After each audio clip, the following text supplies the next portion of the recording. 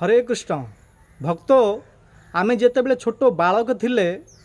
आमे स्कूल को जाऊे पाठ पढ़ापी आ स्कूल रे आमर सार माने टीचर माने पाठ पढ़ाऊे आ से पाठ भितर गोटे गलत पाठ आमे पढ़ी से गलत पाठ कौन ना आमे आग मांकड़ थिले आमर सार माने मध्य आमे कौन कहते शिक्षा देउथिले कि मनीष आग मर्कट बानर हाँ मांकड़ थिला आउ से मांकड़टू ही आमे मनुष्य होइचंती ये कौन सत्य ये संपूर्ण मिथ्या मांकड़टू मनुष्य ही नांती मनु महाराज ठारू ही मनुष्य होइचंती आमर सार माने हमको बहुत बहुत शिक्षा दूथिले कि आग मनीष बानर थिले कंचा मांस खाऊथिले दिने जंगल रे निया नागी गला से मांस गुड़ाक सीझीगला तापरे तांको सीझा मांस भल लागिला तापरे तांके मांस सीझेई खाइले तापरे धीरे धीरे से मांकड़ मानकर जो लांज कटिगला सफिस्टिकेटेड हो गले आ से मांकड़ माने मनीष हो गले ये संपूर्ण मिथ्या मुझे जो श्रीमद भागवत कथा शुणिली पढ़िली मुझे जानीपारि कि आमे मांकड़ठू मनुष्य ही नाहांती मनु महाराज ठारू ही मनुष्य होइचंती। तो ये मनु महाराज किए ये मनु महाराज होचंती ब्रह्मांकर पुत्र स्वयंभू मनु जेतेबेले ब्रह्मा ये सृष्टि करिया चाहिए सर्वप्रथम चारि कुमार सनक सनातन सनंदन सनत कुमार ये चारि कुमार को सृष्टि करने विवाह करने कहले परंतु ये चारि कुमार विवाह करने इच्छा कले नहीं ब्रह्मचारी जीवन भल बोली तांके ब्रह्मचारी रहिले तापरे नारद को मध्य उत्पन्न कले नारद को मध्य कहले विवाह कर नारद मध्य विवाह हेलेनी ब्रह्मचारी रहिले तापरे अनेक अनेक ऋषि मुनि मानकु मध्य ब्रह्मा उत्पन्न कले तांके मध्य जंगल को तपस्या करिया चली गले ए ब्रह्मा बहुत दुखी हेले तापरे तांको मनरु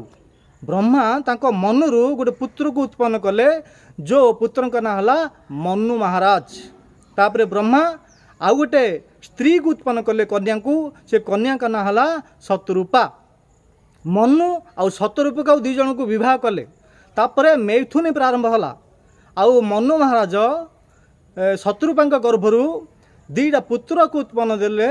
आउ तीनटा कन्या को उत्पन्न कले दीटा पुत्र का ना हला उत्तानपाद और प्रियव्रत तीनटा कन्या का ना हला आकुति प्रसूति और देवभूति आकुति विवाह प्रजापति रुचि सहित विवाह हला आ प्रसूति विवाह दक्ष प्रजापति सहित हला जो दक्ष प्रजापति आउ प्रसूति गर्भरु 16टा कन्या को उत्पन्न करथिले 16 कन्यारू लास्ट कन्या का नाम थिला सती जो भागवत चतुर्थ स्कंदे वर्णन अच्छी शिवंकर अपमान को सहन कर पारे आउ तांके यज्ञ कुंड में निज जीवन को आहुति देइचंती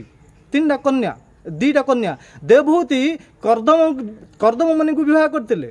कर्दम मुनि देवभूति माता गर्भरु 9टा कन्या को उत्पन्न करथिले आ गोटे पुत्र को उत्पन्न करथिले से पुत्र का ना हला कपिल देव जो 24 अवतार जन अवतार कपिल देव। तो कहया तात्पर्य कि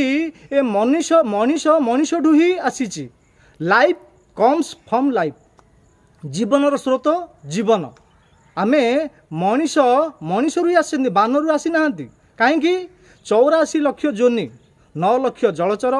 20 लाख वनस्पति 30 लाख पशु 11 लाख कुर्मिकीट 10 लाख पक्षी और 4 लाख प्रकार मानव मनीषठू आसी पशुठू आसीनी जदि मांकड़ आज मांकड़ माने मनीष हो गले तो ये मांकड़ माने एबे कोठु आसुचंती ए मांकड़ गुड़ा तो कहीं एबे मनीष हो जाऊ नांती मु जो आश्रम में रहूची प्राय 2 दिन के थरे 3 दिन के थरे 20-30 मांकड़ आसुचंती मु प्राय 2-3 दिन के थरे सबुदिन में देखुची मांकड़ कहीं को मांकड़टा आज पर्यंत कहीं मनीष तो होनी तो अर्थ आमे ये गलत सिद्धांत आमे गलत पाठ पढ़ी आउ ए पाठ को अमेरिका रे आउट ऑफ कंट्री अमेरिका रे बैंड करा गलानी बंद करा गलानी आमर भारत रे एवं मध्य शिक्षा दिया जाउची छात्र छात्री मानकू आमे मांकड़ू मनुष्य ही नांती मनुडू ही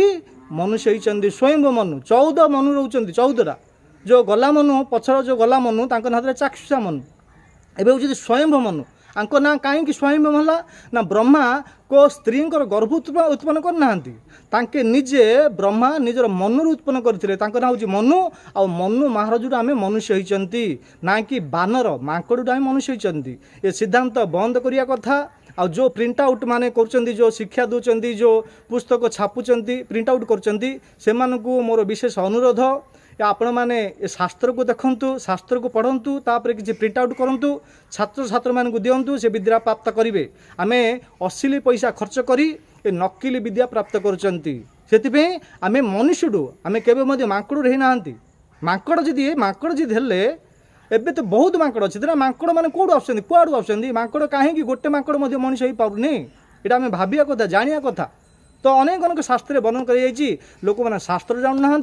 किए किसी पुस्तक लिखिदेला से पुस्तक मानक आमर पिला छात्र छात्री मानक दी जाऊँगी और से पाठ पढ़ुंट ये कौन सत्य संपूर्ण मिथ्या आपको बंद करा जाऊ मोर रिक्वेस्ट। धन्यवाद। हरे कृष्ण।